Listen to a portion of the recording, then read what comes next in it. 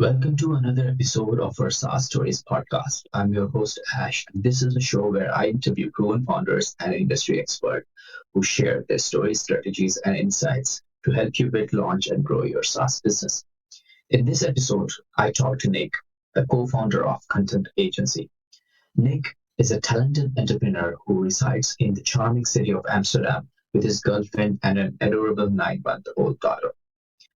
After running the agency successfully for several years, Nick made a pivotal decision in 2018 to sell the company and explore the new opportunities as an experienced professional. Nick delved into interim work and business mentoring, making a strong presence on LinkedIn to connect with wider audience. However, he encountered a critical challenge in acquiring new clients for his consulting services.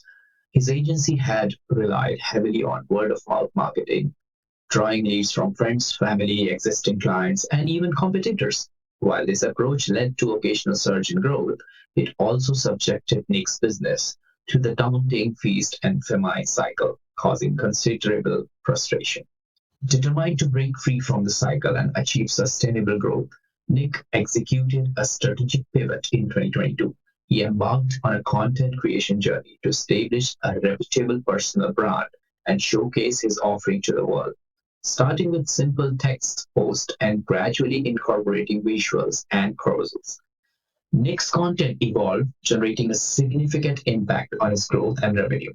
This transformative experience led Nick to craft a game-changing solution, Content Design Agency. Through this innovative approach, he now creates compelling content that not only captures attention of hundreds and thousands of people on LinkedIn, but also consistently generates leads week after week. So I hope you enjoy it. Hi, Nick. Welcome to the show. Hey Ash, thanks for having me on the show. Awesome. Do you have a favorite quote, something where you would like to share with us? Yeah, so I have one that always haunts me in a way, and it's like choose what you want most over what you want now. It's kind of like an explanation of how discipline works, and discipline is always like the fuel of anything that you want to achieve, right? So I even considered to have it on as a tattoo, and I don't know how I would do it. But what resonates with me is like if you want to go to the gym and you want to like gain some muscle or you want to lose some weight, like it's always choosing between going to the gym or like not even eating French fries or fast food because the bigger picture is further away from you. So that's always a very powerful quote for me. Indeed, indeed, and I can resonate with it. So tell us about Nick, and tell us about this content services you provide. What does the service and product do? Who is it for? And what's the main problem you're helping to solve? Yeah, sure. So I think it was early 2020, so that's like a little more than a year ago. I didn't do anything until then on LinkedIn. And I used to be an agency founder and did freelancing, and that was a point that I sort of like pivoted to business mentoring, and I wanted to help other freelancers and solopreneurs, um, uh, yeah, yeah, building an offer, like attracting the right audience, attracting the right clients. And I thought, okay, this is kind of hard because now I'm pivoting to this new thing, and I don't really have a track record in this new business model. I don't have clients. I don't have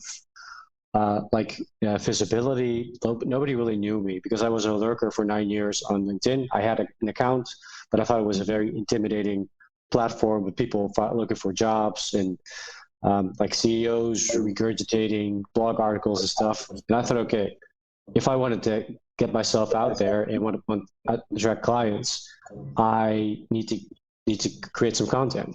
And so I started doing this back in July, I think. And I had about 900 followers. And yeah, it was very tough in the beginning. Like, I actually thought, okay, the thing that I'm offering myself, I also need to like prove it that I can do it because it's LinkedIn and you want to get clients. So I completely went all in on this, and I learned so much about sales and copywriting. And I also learned that a lot of people struggle with this.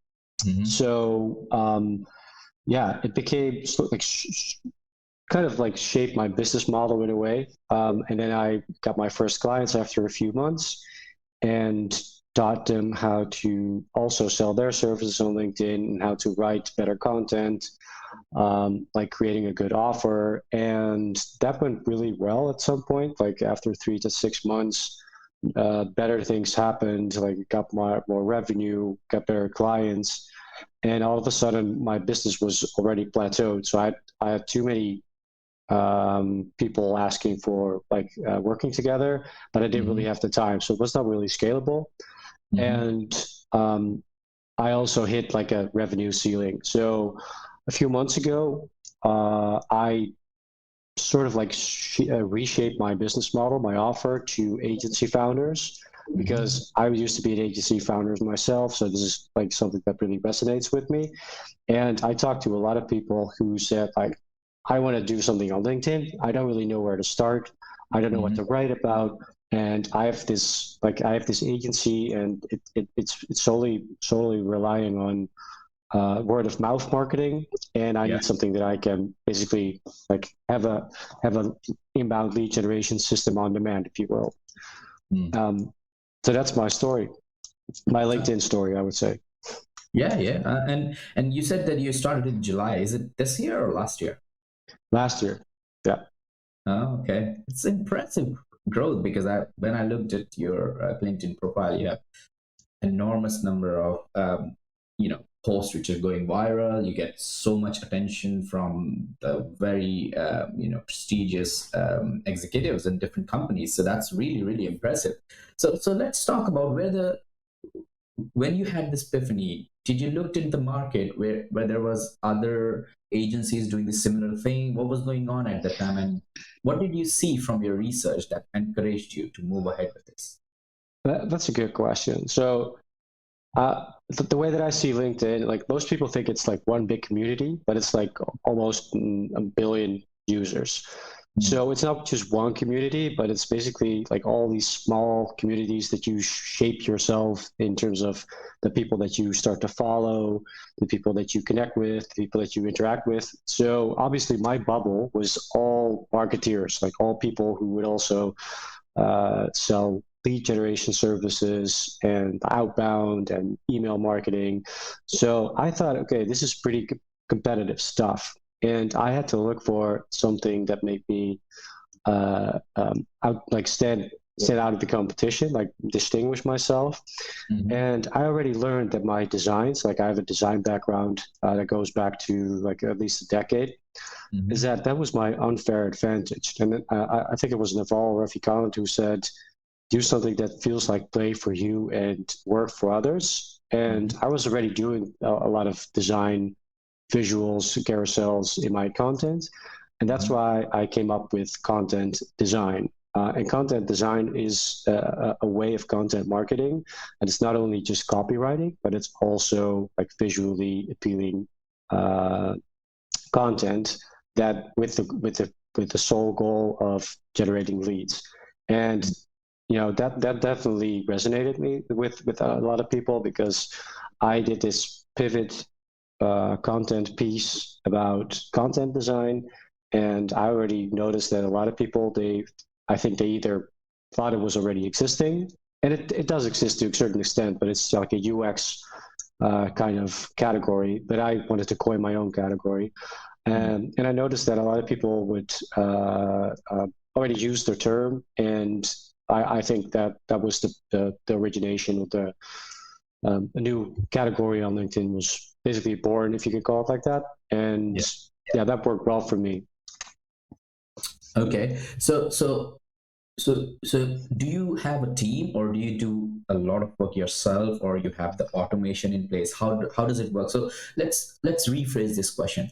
What is a day looks like in Nick's life? What time he wakes up? What does he do in the first 1 hour, and how does it go the rest of the day? Yeah, sure. So I usually get up at 6 because I have a baby daughter of 10 months old. So she's like my biological alarm clock, if you can call it like that. So I get out of bed, I change her, I feed her, and and my girlfriend, we spend like 15 minutes in bed. I'll make some coffee, and then we wake up with just the three of us. It's really nice. Then I get a shower, get the breakfast, and then I start writing content. So I know a lot of people, they batch it, they schedule it.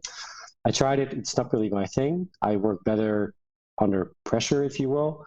And I tend to either repurpose my content or like create something new. And I have like a file, like a content file with all these topics that I could write about. And it usually takes me about 30 minutes to 1 hour to create them. And as soon as I post it, usually around 9, I take about an hour to respond to replies and also do some interaction myself. And then I go through the DMs to talk to inbound leads and like update my CRM. And yeah, and then I do client work for a few hours. I usually have like consultation calls or coaching calls, and usually around 4 or 5, I call it a day and spend time with my family or go to the gym. And I work about 3.5 days a week, so I can spend even more time with my family and do stuff that I like. That's fantastic. That's a really good. Work-life balance you have there, because being a founder, like I have a big community in London where we host events every month, etc. for the founders. I see people working more than 12 hours, 16 hours a day, and then still struggling to make enough generate capital. So 2 questions. 1, how do you come up with this spreadsheet which you mentioned about the ideas? What is the strategy you use? And 2, which CRM do you use?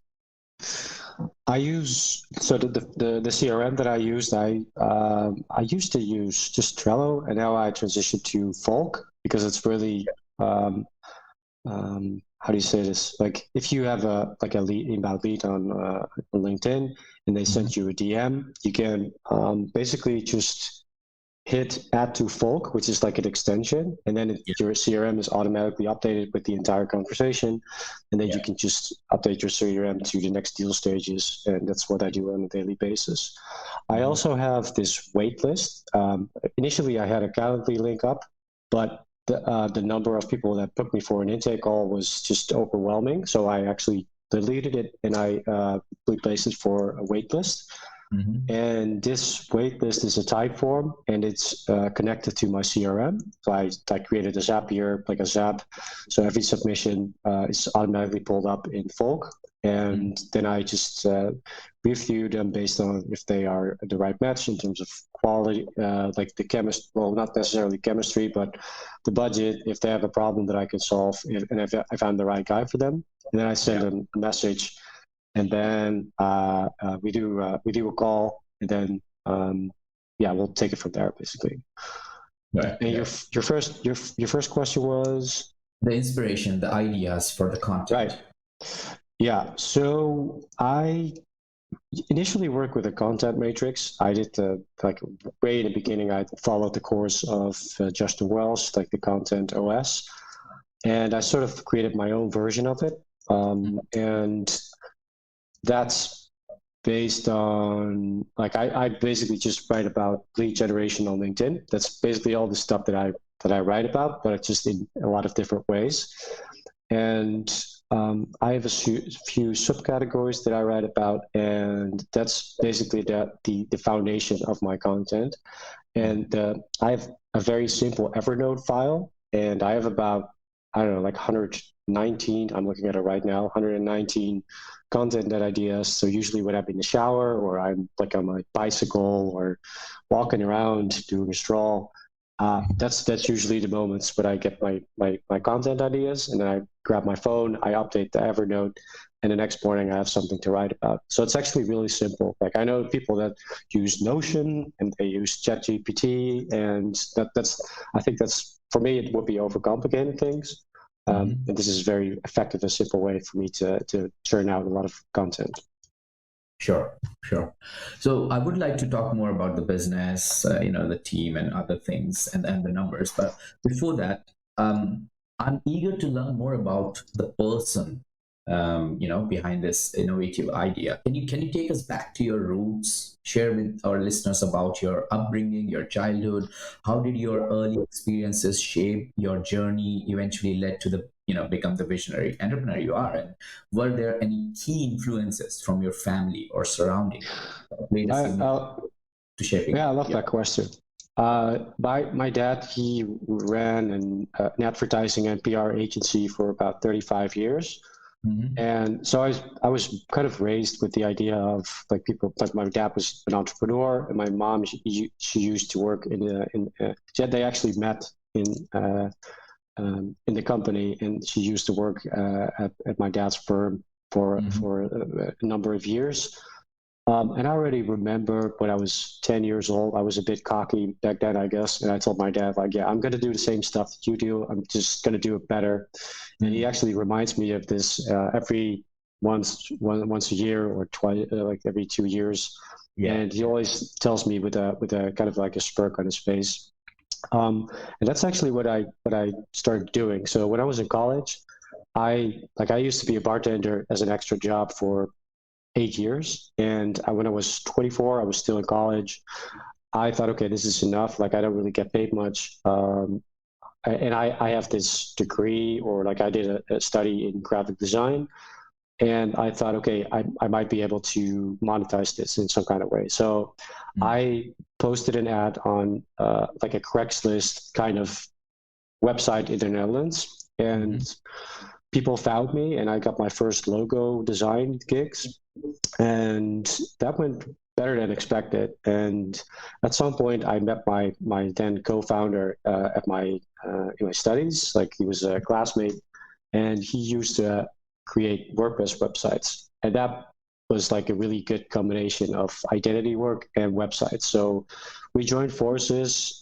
We started work together as a team, and that I think was in the second year we got an office. It was a typical like garage kind of idea. It didn't have any windows. It was like a 35-40 degrees in the summer and very cold in the winter. And we started working there for, I think, 1 year until we got 2 interns, and then we moved to a bigger office and we got bigger clients. And at some point, we got a bigger office than that, and we were with a team of 9 to 10 people, and that was like the peak of the agency. We were doing really well. It was also really stressful. Like, you have to not only do projects but also manage clients, manage people. Like, we had a lot of overhead, which also is like something that you need to take into account as an agency owner. Like, you have to pay for the salaries and the office and supplies and stuff.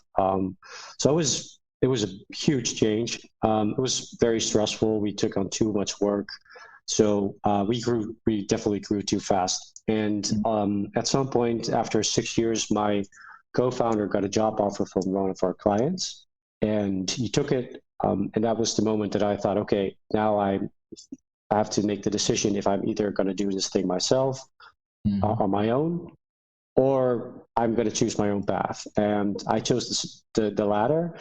And there was one person who took over the company, and then I basically took a short break of a few months, and then I started going back into freelancing. And then I took 2 interim positions at scale-ups, like tech scale-ups, on a unicorn trajectory. And I did that for, I think, about 2 years, until I realized, okay, this is not really the thing that I signed up for. I want to do like entrepreneurship. I want to do business. So I quit, and that was up until the point that I started going to do business mentoring and started doing my thing on LinkedIn. Got it. So you always had this entrepreneurship, built in inside you because of your dad, because he always had that from your childhood perspective. So that's good. That's always a positive thing to have when you want to go on the entrepreneur journey. So let's talk about the business then. That can you give us the size of the business, where you are in terms of capital, and then number of customers, size of team, etc.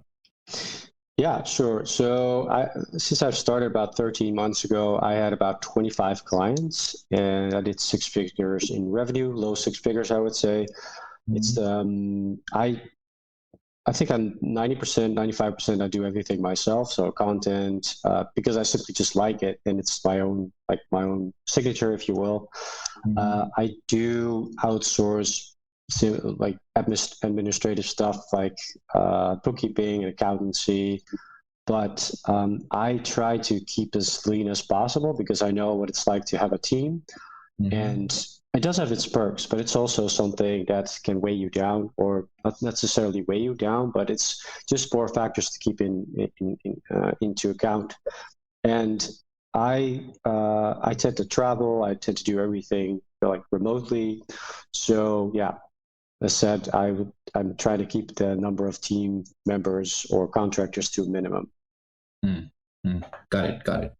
So it sounds like I don't know if you know this guy from US. He runs a design agency by himself, and he makes around I think a couple of millions a year. He's very Design big. Joy? That's the one. Design Joy. Brent, I think his name is. Yeah. And his revenue model is amazing. It's like you subscribe to it, and then you just send him the instruction what you need, and then you get the output, and it's boom, you have the money into your account. It's amazing.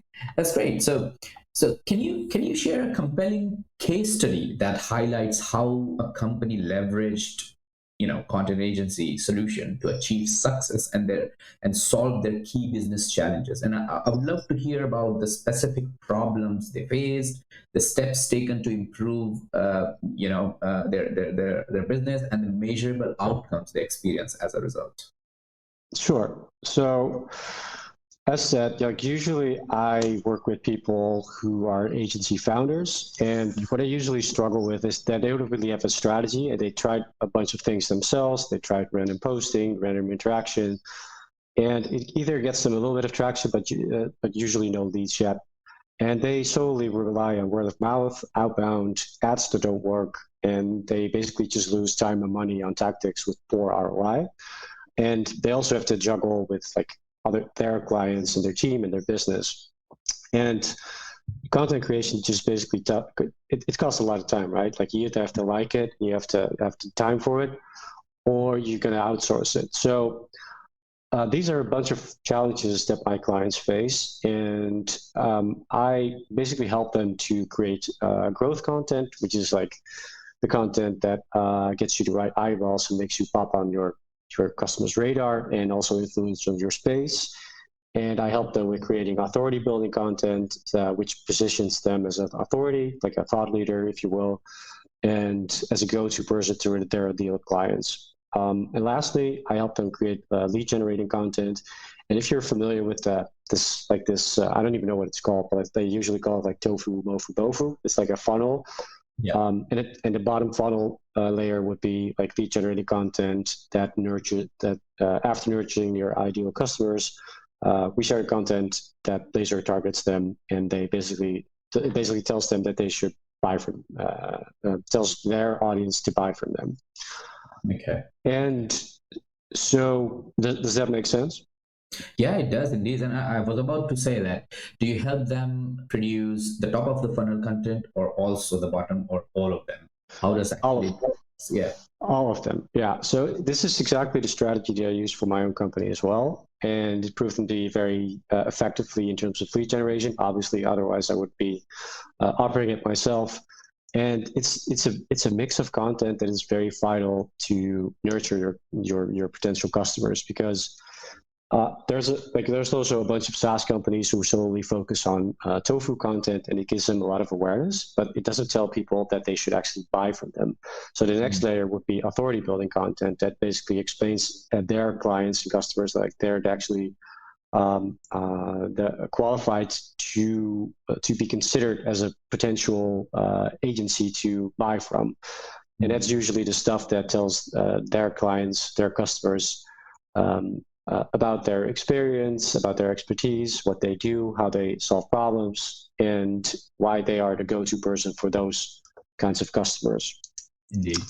And then, yeah, the bottom layer that I just mentioned is stuff that basically reels them in after a bunch of time nurturing them.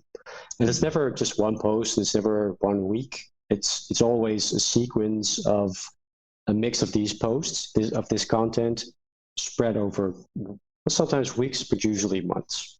Mm-hmm. And when you do this onboarding sessions with your agency, so first question is, do you only work with agencies? So your ideal customer profile is agency owners, right? Yes. Yeah. So is that limited? Are you also opening up with SaaS founders? For example, like somebody like me, I run a SaaS business myself.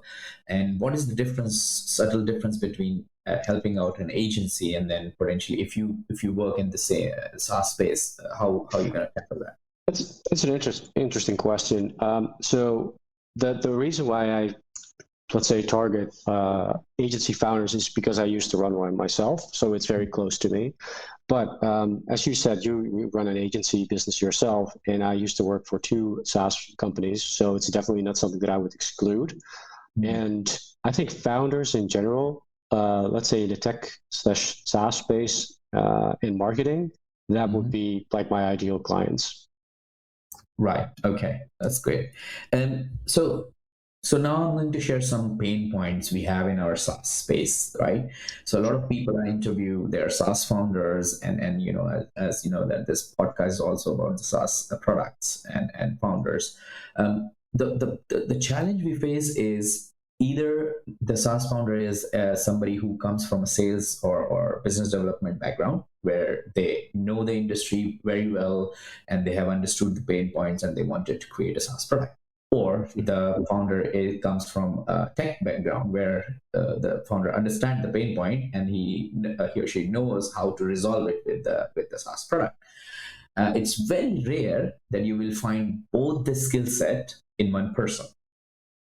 So the pain comes from both sides. So if the person is tech, then the person doesn't know how to get it in front of the customers, which is like the ideal problem in any business. If the person is in sales or business development, he doesn't know how to produce the good product. So obviously the second scenario we can talk later, but the first one is I'm interested more. How the founders should approach to build the audience and figure out their, because sometimes they don't even know their niches. Yeah, I like that. I work, well, like I mentioned, I work with a bunch of SaaS companies and tech startups, and they always have the same problem. Like if we were to create a brand identity, but mostly the website, the founder and like other tech-oriented people, they would always, well, I wouldn't say interfere, but they wanted to create content on the website that was very techy, like very difficult, complex, text heavy. And I always tell them, like, yeah, you need to create content that it's easy to read for everyone. Like you have to explain it to someone like they're 5, for instance, or maybe like 12 years old. That's why I always write my content in 3rd grade writing level, level 3rd grade writing. And that's something that I noticed with a lot of SaaS founders. So I think the biggest challenge here is that you don't write tech words, like buzzwords, lengthy content, but have someone help them to simplify it and make it digestible for their audience. So I think that's the biggest challenge that they should solve. Does that answer your question? Well, it does. It does partially because now I understand that if you're a founder, you're in a SaaS space. What you have to focus is making it simple to understand. your to understand the pain point and explain it to your audience. And obviously, if every business has a different approach towards go to market strategy, generating leads, etc., etc. What is your suggestion in terms of specifically towards SaaS founders, in terms of approaching before launch of the product and after launch of the product, because there are two different phases, isn't it? Yeah, so I think there is a distinction between how usually like SaaS or corporates do content marketing, because the stuff that I do is solely based on personal profiles on LinkedIn. I don't do any business pages because people buy from people. Yeah. And I think that's very relevant in this situation as well. So if you're talking about like a product launch or whatever, usually when like my experience with SaaS companies and tech companies is that they would go like they do gated content, white papers, like one pagers like PDFs, webinars, and they're always chasing for email addresses. And I think that's a mistake because you want to make content accessible, because the conversion is in the content, not necessarily in collecting emails. Sure, like it helps as well, but it wouldn't be my strategy. So my point of view is that let's say if I take you on as a client, I would interview you. I would ask you about your background, about your history, about your knowledge, about your expertise, and about your business, of course. And then we would create a content strategy that is not necessarily focused on your product. But always ties back to your product and business in a very personal way that it actually resonates with people. Does that make sense? Yeah, that definitely makes sense. I mean, this is gold, because mostly the founders are focused about their product, their features of the product, and how they can help other people to solve their problems. They never talk about themselves or connect it with their personal stories. So this is really good. So okay, let's take a detour about, and I would like to know more about. Can you share a moment when you were faced with a tough customer whom you had to deny? How did you manage that situation, and what was the reason you denied it, if there was any customer whom you had to? Okay. So there's a certain qualification that needs to be in place, right? Not necessarily in terms of budget, which is also vital, but also you got to have a certain baseline. There needs to be like a minimum number of followers that they have. It will be very helpful if they already produce content. Otherwise, they're just going to be out of the blue. And then it's going to be taking a lot of heavy lifting. So I did used to do this back in the day. I would accept more people, and I thought, okay, I can help anybody. And then I learned, okay, you actually need some traction, like already momentum to get things started. So that's something that I pay attention to. One other thing that I would say is that if I stumble upon people and they ask me like, hey, can you help me? Like I'm almost desperate. What's your price? And usually I wouldn't go like share my rates out of the gate, because it sends a different message, right? Because you don't want to talk about pricing. You want to because then it's perceived as a cost rather than an investment. You want to talk about their ideal outcomes, and if that's actually something that you can fix. So usually when I stumble upon people who are very desperate to get leads, I turn them down, because it's too much pressure on them. It feels like they're spending their last money as a last resort, and that's a bad way to go. So you actually want to work with people who are already, let's say, comfortable with things and build a little bit of momentum themselves. So it will be easier to create a win-win for the both of us. Indeed. That's good to know. So talk to us more about LinkedIn. Is there some kind of tricks or tips you would like to give our listeners? Does producing content constantly, publishing it on LinkedIn, helps your profile to get in front of more people? What is the tips which each and every founder should follow in order to get more visible?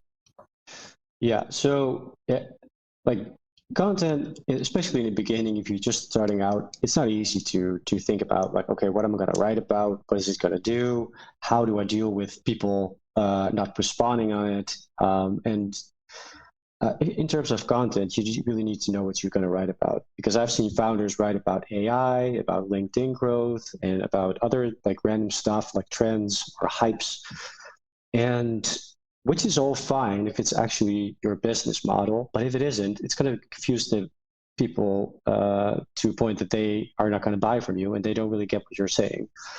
So I would always say, like, tell my clients, talk about you and talk about what you do for others. Like how you can, and even if you don't have any clients or just like like you haven't had any clients for a while, then start writing about how you are going to make this thing possible for yourself, like how you would build your own business, how you dealt with certain situations and how you dealt with problems, how you solved them, failures, wins. And I think it's such an obvious thing to write about, but I see a lot of people who just don't do it and they just keep writing uh, like random stuff, and that doesn't get them anywhere. And then eventually they will give up.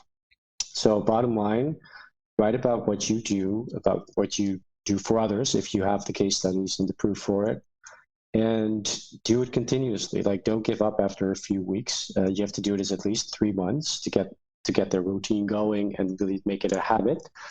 And you can't really expect things to happen very within a few weeks, although it's possible if you get help. Like, I had clients who had 8 inbound leads from the first post, but it's not like something that happens overnight usually. So yeah, name of the game is patience, consistency, and resilience. Yeah.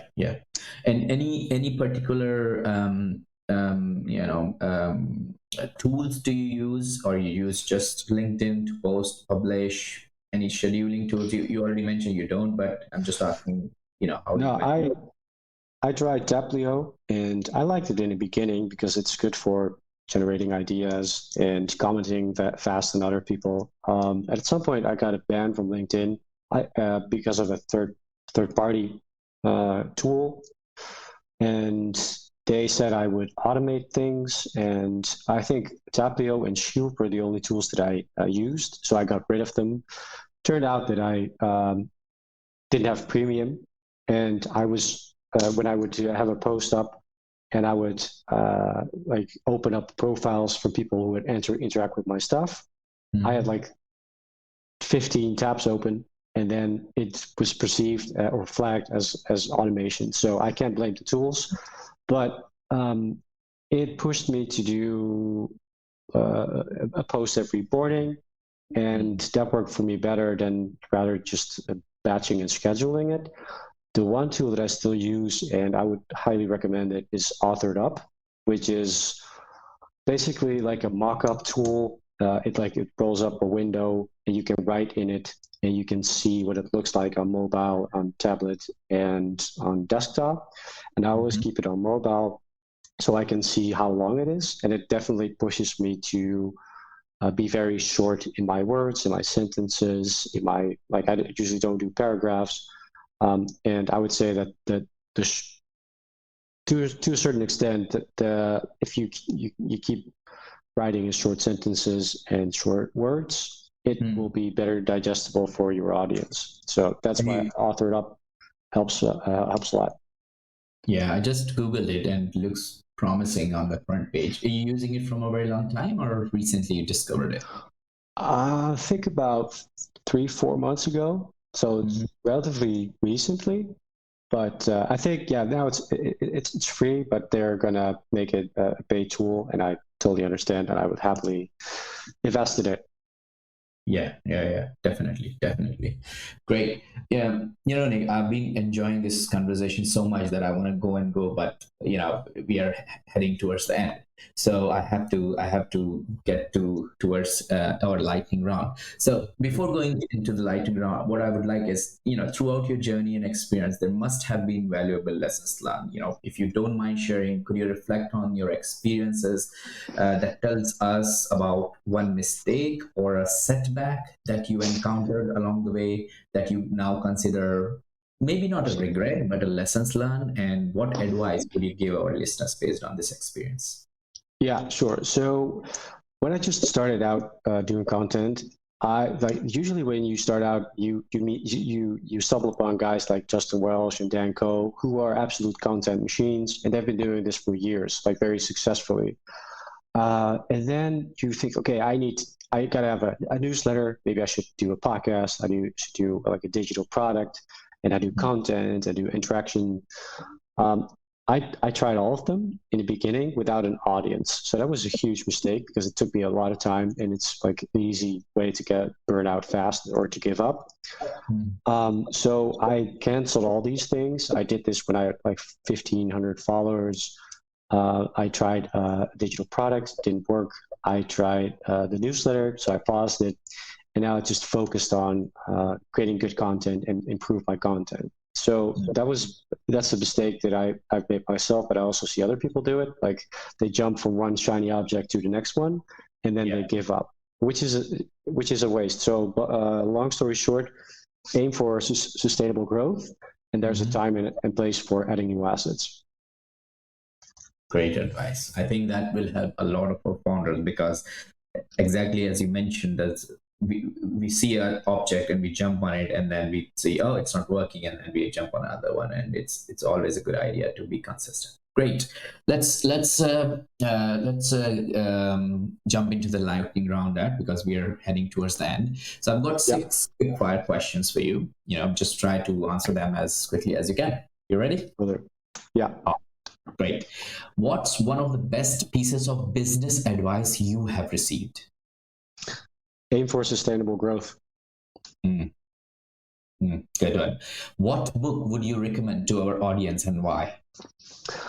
I would recommend Atomic Habits because it taught me to focus on one thing in a sustainable way rather than to jumping all these shiny objects, and it prevented me from going too fast and give up.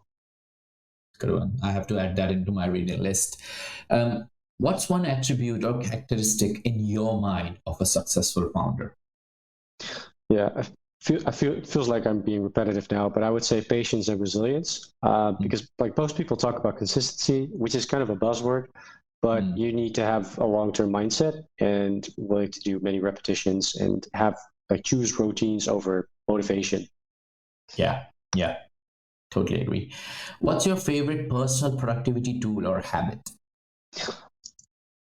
I would say routines again. Like routines, they beat consistency, motivation, and often discipline. So, great stuff.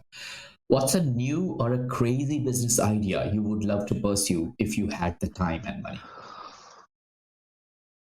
Ooh, I need to think about that one. What would be a crazy idea if I had the time and money? I think so. This is going to be a little bit longer answer, I would say. I think I love to do workations. Like I prefer working abroad rather than doing vacations. I'm actually going on a trip for 6 months in September with the family, and I've been doing them more often. So I think it would be a crazy idea, but one of my goals would be to, instead of teaching other people on LinkedIn how to do inbound lead generation and stuff on LinkedIn, I would probably want to organize a mastermind in an exotic place, in a villa or like a nice setting near the beach with good food, music, like having good vibes with like-minded people, and just do like a week of workshops, presentations, and business stuff. So it's a small idea, but I think I will be very happy to do it. You should definitely do it. I would totally sign up for it. Because what's better than going on a vacation, learning a skill set or something about improving your business, going out for like good food, roaming around like for a bit of time, and then doing the same thing for the week with the best minds in the industry, right? Yeah, I love it. Yeah, great. Well, and the last question is, what's an interesting or fun fact about you that most people don't know?